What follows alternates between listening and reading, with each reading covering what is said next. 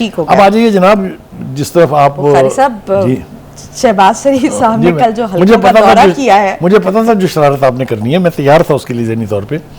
देखिए जी, गुजारिश ये है कि अगर कोई मुझसे दिल से पूछे कि भाई आप मुझे ये बताइए कि इन सियासतदानों ने ख़ास तौर से पिछले 5 साल में अवाम के लिए, अपने वोटर्स के लिए, अपनी कॉन्स्टिट्यूंसी के लिए क्या किया है, तो शर्मनाक जवाब है मेरे पास कि कुछ नहीं किया किसी ने। जो 3.25 साल तक इक़्तिदार में रहे उन्होंने 3 काम किए: लॉन्ग मार्च, एहतजाज, धरना और नफरत फैलाना, और अपने अलावा दूसरी तमाम सियासी पार्टियों को करार देना, उनको बेकार बेमानी करार देना। इसके सिवा उन्होंने किसी का कोई काम नहीं किया है।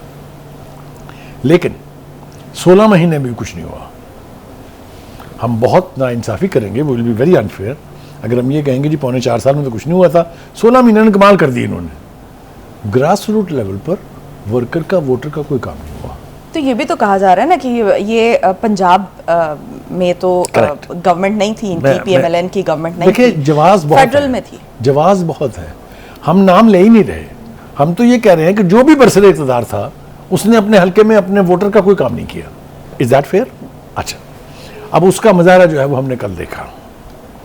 यानी शहबाज शरीफ की गाड़ी को उसके अपने हल्के में हल्कों के दौरा करने के दौरान किसी जगह पे रोक लेना और रोक कर उनसे सवाल जवाब करना तो अलग बात है, तबर्रा करना, मतलब जो ज़बान इस्तेमाल की गई उसको आप किसी तरीके से भी डिसेंट ज़बान नहीं कह सकते। मैं क्रेडिट देना चाहता हूँ शहबाज शरीफ को कि उन्होंने, वो कहते हैं ना कि कितने शीरीं हैं तेरे लब के रकीब, गालियाँ खा के बदमज़ा न हुआ, बजाय इसके कि वो गुस्सा करते, रिएक्ट करते, उन्होंने वहाँ के जो नुमाइंदे हैं उस इलाके के, उनको आज अपने दफ्तर में बुलाया, उनसे मुलाकात की और वादा किया उनसे कि आपके ये सारे मसाइल जो हैं ये हमाल करेंगे। अच्छा, which this is what politics is all about. Politics is not दशनाम तराजी, politics is not hatching intrigues, politics is not creating hatred among different segments of society. तो अगर इस तरीके से ये अप्रोच हो, अगर you reach out to your voter, ask them what are your problem and resolve them, that is what a politics is. और इस रवैये से भी मुल्क की तरक्की को कोई रोक नहीं सकता। बुखारी साहब, मैंने खुद भी एक सर्वे किया, उसमें हमने बात की कि शख्सियत ज़्यादा इंपॉर्टेंट है या कारकर्दगी, कि आप शख्सियत को वोट करेंगे या परफॉर्मेंस को वोट करेंगे। तो आप यकीन माने कि 99% जो लोग थे वो अब कारकर्दगी पर बात करते हैं कि किसने उनके हल्के के लिए या मुल्क के लिए, इवन वो हल्के से हटकर वो मुल्क के लिए भी बात करते हैं कि किसी ने मुल्क के लिए भी कुछ किया तो हम उसको, आप इसको बेसिकली इब्तिदा से चलते हैं।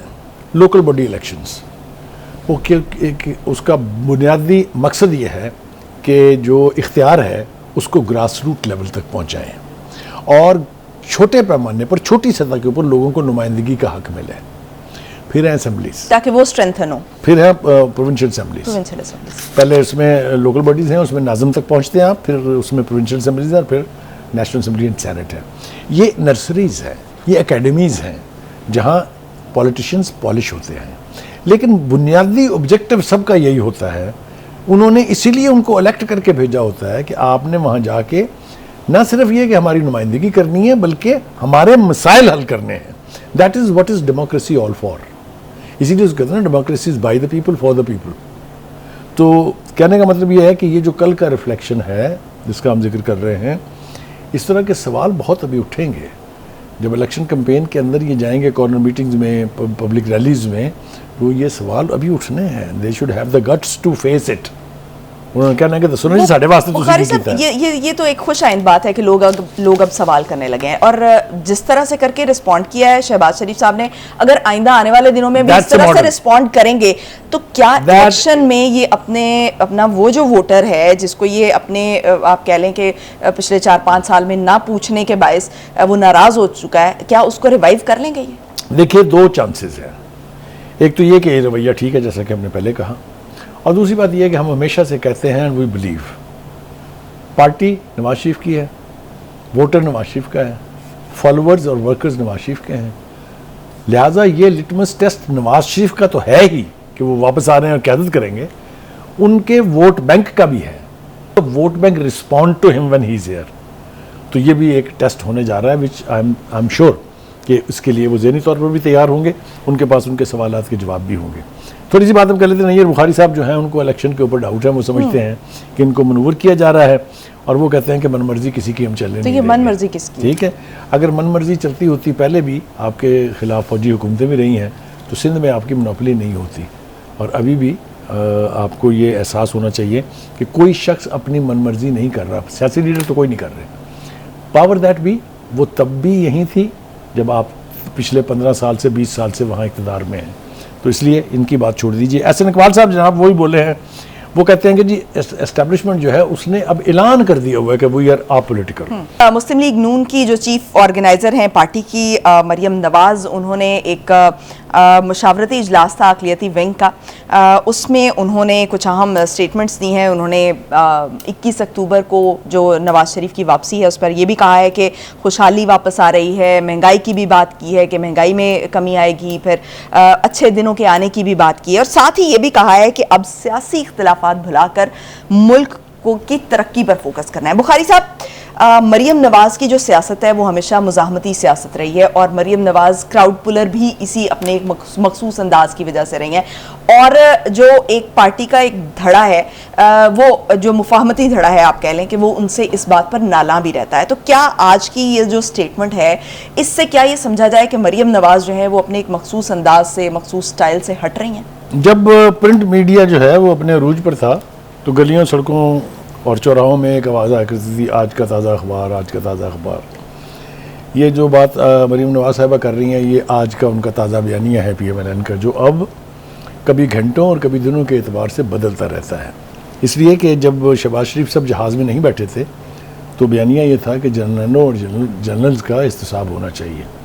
जब वो हिथरो के एयरपोर्ट पर उतरे तो उसके बाद से बयानिया ये था 2018 के लोगों को हम माफ़ करते हैं और आगे की तरफ देखना चाहिए, लुक फॉरवर्ड करना चाहिए, जो कि बुरी अप्रोच नहीं है। इसी तरीके से जो हार्ड कोर के लोग थे, या जिसको कहें हॉक्स थे पार्टी के, उनका भी बयानिया बड़ा सख्त है। उसमें ख्वाजा आसिफ साहब हैं और बहुत सारे लोग भी हैं उसमें। लेकिन अब कुछ सैनिटी आती जा रही है। ये जो आपने कहा कि उन्होंने कहा है कि अब सियासी इख्तिलाफ भुलाकर मुल्क की तरक्की को फोकस करना है, that's a clear departure from what Maryam Nawaz and Nawaz Sharif were known for. I hope कि जिस किस्म का माहौल इस वक्त मुल्क में है वो इसी अप्रोच के साथ है। मुझे इसमें कोई ख़राबी लगती नहीं है, ना हमें कोई उलट मशवरा उनको देना है। आप आइए, आप मेन स्ट्रीम पॉलिटिक्स का हिस्सा बनिए और अपना कंट्रीब्यूशन जो है वो कीजिए। कोई इसके ऊपर किसी को कोई एतराज़ नहीं है। दूसरी बात ये कि जो एक अफवाहें फैलाई जा रही हैं और मुख्तलिफ़ किस्म की ख़बरें भी सोशल मीडिया के ऊपर भी जारी की जा रही हैं कि जो उनके आने के प्रोग्राम में कोई तब्दीली है, मेरे ख्याल से जितना कैटेगोरिकली इरफान सदीकी साहब ने इसकी यानी तरदीद की है और जिस तरीके से मरियम नवाज़ और शहबाज शरीफ साहब कह रहे हैं और जिस तरह की तैयारियां चल रही हैं, मुझे नहीं लगता कि उसके अंदर कोई तब्दीली है। Because it's a question of now और नेवर, या तो अब वापस आएंगे या फिर आप कभी नहीं आएंगे। तो मेरा ख्याल ये है, मैं I am all for it, कि वो आ रहे हैं और उन्हें आना चाहिए। उनकी पार्टी भी, all is not well in PMLN either. आप मेरी बात को समझें। हम PTI के ऊपर तो बहुत क्रिटिसाइज़ करते हैं, लेकिन यहाँ भी सूरत हाल, कोई कहता है बड़ा भाई जो है वो एंटी इस्टेब्लिशमेंट है और छोटा भाई जो है वो उनके बीच ब्रिज है। ये मुख्तलिफ़ किस्म की बातें हम सुनते रहते हैं। एनीवे, असल बात यह है कि जिन हालात में नवाज शरीफ को इक़्तिदार से अलहदा किया गया था, वो जुडिशल एक्टिविज़म था या क्या था, नाम उसको कुछ भी दे लें आप। ऐसी GIT बनाई गई थी जिसमें पहली दफ़ा सियासतदानों के ख़िलाफ़ एक तफ्तीश में ISI और MI के लोगों को शामिल किया गया। उसके ऊपर एक निगरान जज बिठा दिया बाबर रहमते ने कि कहीं देखें, कहीं हमारी मर्ज़ी के ख़िलाफ़ ना कुछ हो जाए इसमें। तो वो सारा कुछ जो है उसको रिकॉल करने की ज़रूरत इसलिए पेश आ रही है कि अब कुदरत ने एक मौका और फ्राहम किया है नवाज शरीफ को कि वो आएँ और अपनी उस रवायती सियासत को थोड़ा सा मॉडिफाई करके या उसके ऊपर थोड़ी सी इम्प्रोवाइजेशन के बाद मुल्क की तरक्की के लिए, क्योंकि पाकिस्तान का हाल जो है माशी तौर पर भी बहुत बुरा है और सियासी तौर पर भी ऑल इज़ नॉट वेल। यानी प्रेजेंट सिनेरियो में अगर देखा जाए तो ये वो वोट को इज्जत दो वाला जो मामला है वो उस टाइम के लिए था। हाँ। इसको ये समझ लें। और अब जो अब है पाकिस्तान की बका की जंग है, उसमें हर सियासी पार्टी ने अपना कंट्रीब्यूशन देना है और चूंकि PMLN और पीपल्स पार्टी ये दो पार्टियां जो क्लेम करती हैं कि उनके पास वो मेजॉरिटी पार्टीज हैं, उनके ऊपर और भी ज़्यादा जिम्मेदारी है, तो ये जिम्मेदारी तो उनको निभानी होगी। हम सियासत में किसी तरह की मुदाखलत नहीं करेंगे, and he thinks there is no harm in believing them for a change, right. So that is going to be a litmus test also. ठीक है, लिटमस टेस्ट होने वाला है ये नवाज शरीफ साहब की वापसी पर। नाज़रीन, ब्रेक पे जाएंगे, ब्रेक से वापस आएंगे और हम नेक्स्ट टॉपिक